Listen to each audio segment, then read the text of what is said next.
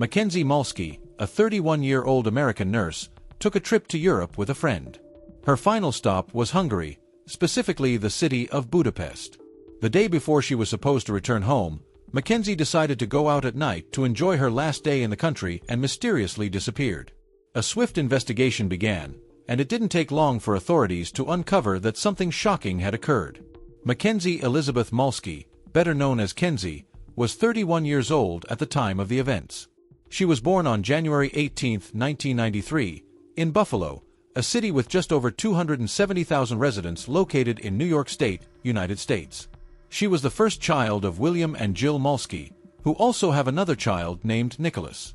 The family later moved from Buffalo to Fredonia, a village with nearly 10,000 residents located in Chautauqua County, New York. It was in Fredonia that Mackenzie grew up and spent most of her life. According to her family, from a very young age, Mackenzie loved amusement parks, Halloween, and haunted houses. She also loved traveling with her family, often visiting cities like Gettysburg and Philadelphia in Pennsylvania, as well as several locations in Florida. Mackenzie was a big music fan and enjoyed a variety of bands. She attended concerts whenever she had the chance and always tried to get as close to the stage as possible. She attended Fredonia High School, graduating in 2010. Her friends and classmates described her as funny, kind, and deeply empathetic toward others. After graduating from high school, Mackenzie pursued nursing studies at Trocaire College, a private Roman Catholic college in Buffalo. She later attended Damon College, where she specialized in neurosurgery. She also received a highly competitive scholarship for the expansion of advanced nursing education. For her nurse training, Mackenzie worked as a registered nurse, head nurse, preceptor nurse, and intensive care nurse in the Neurological Intensive Care Unit and Medical Intensive Care Unit at Buffalo General Medical Center, the same hospital where she was born. Later, Mackenzie moved to Portland, Oregon, where she worked as a neurosurgery nurse at Providence St. Vincent Medical Center. Her co-workers described her as a hard-working individual full of energy with a unique sense of humor. In addition to her roles at hospitals in Buffalo and Portland, Mackenzie also dedicated herself to volunteering abroad. She worked with the Hope for Tomorrow Foundation in Haiti and Ghana. With this foundation, she collaborated with like-minded medical professionals, donating her time and expertise to provide medical treatment to people who otherwise couldn't access it due to living in impoverished regions. Mackenzie loved traveling the world. She had visited numerous countries, with her favorites being Hungary, Thailand, and Vietnam. She had also traveled extensively throughout Europe, parts of the Middle East, and Asia. She was fascinated by every new culture she encountered and made the most of every trip. Mackenzie also enjoyed extreme sports, having tried skydiving, rock climbing, skiing, and diving. A few months before the events of this case, Mackenzie ended her 6-year relationship with a man identified as Kenton Ray Ken. According to sources, the relationship reportedly hadn't been going well, so they decided to part ways. Sometime later, Mackenzie planned a vacation, and her friend Gretchen Tower invited her to travel together. Gretchen suggested that the trip would be good for her and proposed they tour Europe. Since Mackenzie loved traveling, she happily accepted and was very excited about the trip. Upon leaving the United States, the first destination for the two friends was the Netherlands, where they spent a few days in Amsterdam. Afterward, they traveled to Belgium and then to Budapest, the capital of Hungary. Mackenzie had visited Budapest on previous occasions, so she was familiar with the city and already knew which places she wanted to revisit. The two friends rented an apartment through Airbnb. Once they had settled in, they explored the city together, visiting several famous landmarks and tourist spots. The friends made the most of their stay in Budapest, spending a total of 3 days together in the city. On November 4, 2024, a Monday, Gretchen left for Italy to visit some friends. Mackenzie decided to stay in Hungary for one more day as she planned to head to the Netherlands the next day and then return to the United States. According to Gretchen, before she left, Mackenzie walked her to the door of the apartment. They hugged, said their goodbyes, and exchanged "I love you." After that, Gretchen headed to the airport to catch her flight. Following her departure, Gretchen exchanged a few messages with Mackenzie, but on the following day, November 5th, Mackenzie stopped responding. At first, Gretchen didn't think it was serious. She assumed her friend might just be busy with something else and had forgotten to reply. However, later that afternoon, Gretchen received a notification from Airbnb alerting her that Mackenzie had not checked out. Mackenzie was supposed to leave the apartment at the agreed time, as it was already reserved for other guests, but this didn't happen. Additionally, Mackenzie had a flight scheduled to the Netherlands, but she never showed up at the airport. This left Gretchen extremely worried. According to her, Mackenzie was very responsible and not the type to break commitments. It was completely out of character for her. Gretchen tried contacting Mackenzie multiple times, but all attempts were unsuccessful. She then decided to notify the U.S. Embassy in Hungary, which informed the local authorities. Police were dispatched to the apartment where the two friends had stayed, and with the help of the property owner, they gained access to the unit. Inside, they found all of Mackenzie's belongings, but there was no sign of her. There were also no signs of a struggle or anything to indicate that a crime had occurred. At this point, Mackenzie Michalski was officially declared missing, and her family in the United States was notified. During the investigation, Hungarian police reviewed the messages Mackenzie had sent to Gretchen before her disappearance to establish a starting point.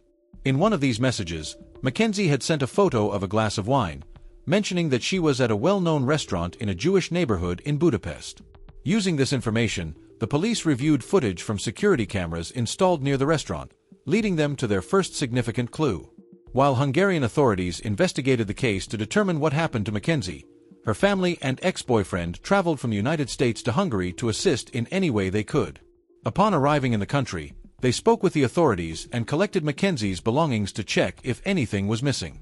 Nothing was missing except for the items Mackenzie had taken with her when she went out on the day she disappeared. This indicated that nothing had been stolen from the apartment the two friends had rented.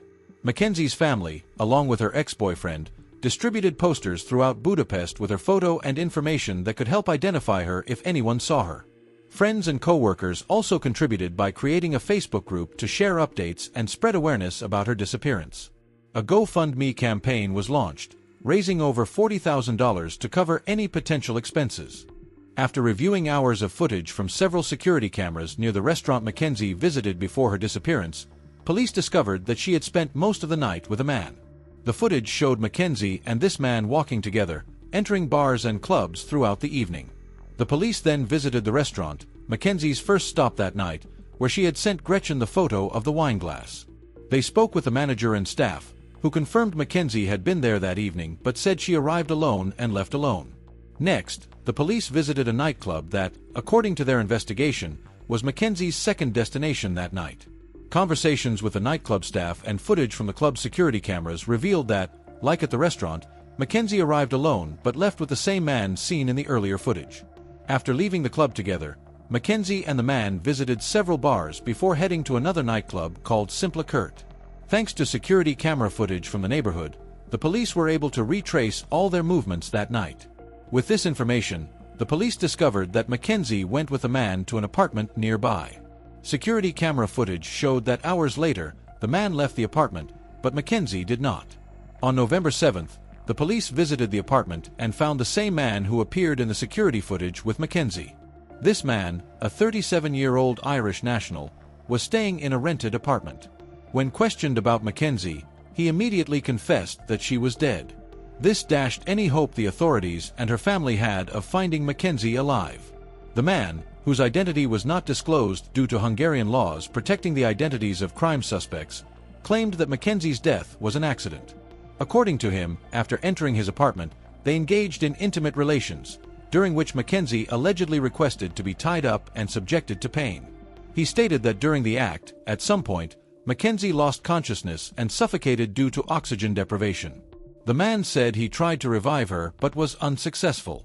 When asked by the police where Mackenzie's body was, the man continued his story. He claimed that after realizing she was no longer alive, he panicked and feared being imprisoned for a crime he didn't intend to commit. He placed her body in a wardrobe and then cleaned the apartment to remove any evidence. After finishing the cleaning, the man put Mackenzie's body in a suitcase and placed it in the trunk of a car he had rented. He then drove nearly 93 miles to a lake called Balaton, where he disposed of the suitcase containing Mackenzie's body. At the apartment where the crime occurred, police found numerous pieces of evidence confirming that Mackenzie had indeed been there. Among these items were her boots, handbag, credit card, keys, and some coins. A forensic team was called to the apartment to collect as much forensic evidence as possible, while the man led the police to the location where he had disposed of Mackenzie's body. Upon arriving at the site, located on the shores of Lake Balaton, the police conducted a brief search based on the Irishman's directions. They quickly located the suitcase containing Mackenzie's body. Another forensic team arrived at the scene, documenting the man's route on the day of the crime and collecting samples of grass and leaves. Mackenzie's body was sent for an autopsy, while the Irishman was taken to prison and formally charged with the crime. Mackenzie's family and friends were devastated upon receiving the news of her death. They had held on to hope that she would be found alive, but tragically, that was not the case. During an analysis of the accused man's computer, the police discovered disturbing searches conducted by him. According to authorities, these searches were made after the crime. The man had searched for "Do pigs really eat corpses?" and "Texas woman killed by wild boar." He also searched for boar sightings near settlements along Lake Balaton, the area where he had disposed of Mackenzie's body. Other searches included questions like, "What does a corpse smell like after decomposing?" and "How to remove the smell of rotting meat." He also looked up, "How reliable is the police in Budapest?" and "How does the police handle missing persons cases?" To authorities, this indicated that the man never intended to report what he had done. He claimed that everything was an accident, but if that were true, he would have contacted the police and explained instead of focusing solely on disposing of the body. The case gained significant attention in Hungary and across other European countries. On November 9th, friends and family of the victim held a vigil attended by dozens of people. At the vigil, a friend of Mackenzie described her as a very special person and said she prayed that Mackenzie hadn't suffered. Later, Mackenzie's father said he still couldn't believe what had happened and that it all felt like a terrible nightmare. Kenton Ray Ken, Mackenzie's ex-boyfriend, stated that she was perfect and that he wished he could have protected her. At the time of this video's recording, authorities had not disclosed the suspect's identity or the results of Mackenzie's autopsy. However, according to some officers who saw the body and spoke in later interviews, Mackenzie was likely suffocated. Despite the accused repeatedly claiming it was an accident, the victim's family does not believe this at all. To them, the man had full intent to commit the crime. If convicted, the 37-year-old Irishman could face life imprisonment, with the possibility of parole after serving 35 years of his sentence, according to Hungarian law. The money raised through the GoFundMe campaign was used by the family to bring Mackenzie back to the United States and to cover the costs of travel and the funeral. On January 18, 2025, a memorial service and celebration of life was held at Asbury Hall in Buffalo. Many people attended the service to pay their final respects to Mackenzie. One of the tributes included a phrase that read, "We love you to infinity and beyond."